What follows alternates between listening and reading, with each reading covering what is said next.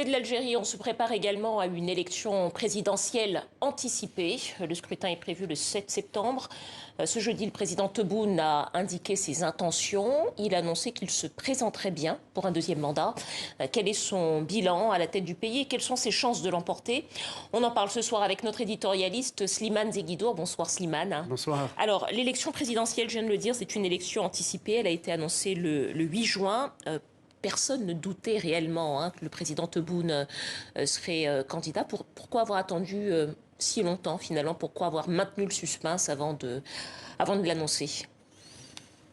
C'est une façon de dire que, voilà, il a attendu que des partis politiques, les 4 principaux partis politiques, dont le FLN, l'ont incité, exhorté publiquement à se représenter pour un second mandat.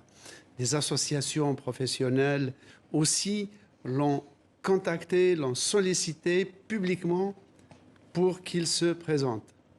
Et donc, lui, hier, en annonçant qu'il allait se présenter, il a mis en avant le fait qu'il répondait à une demande explicite, publique, de partis politiques et d'associations de la société civile. Voilà, il répond à une demande.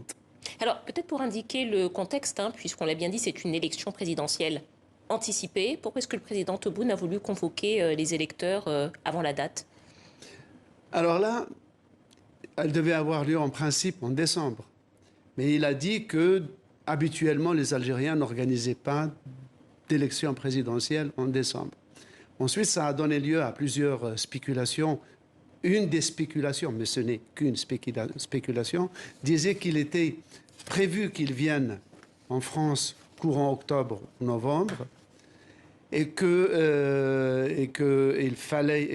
s'il était venu avant l'élection présidentielle projetée en décembre,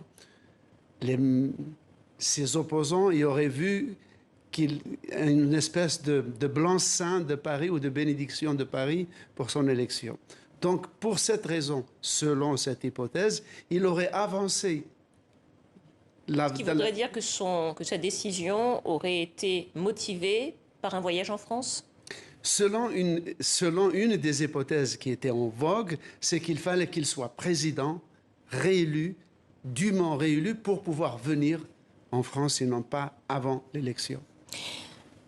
Peut-être parlons de son programme, ou plutôt de son bilan et de ses chances d'emporter cette présidentielle. Alors, le bilan que mettent en avant ces équipes, c'est la stabilité.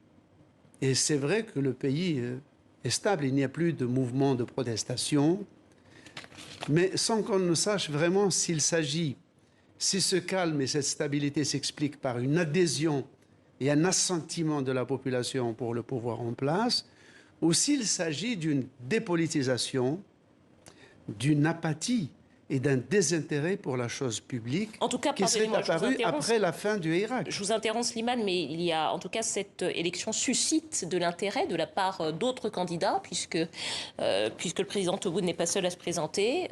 Quelles sont les chances d'un autre candidat d'accéder, ou plutôt de succéder à Abdelmajid Tebboune?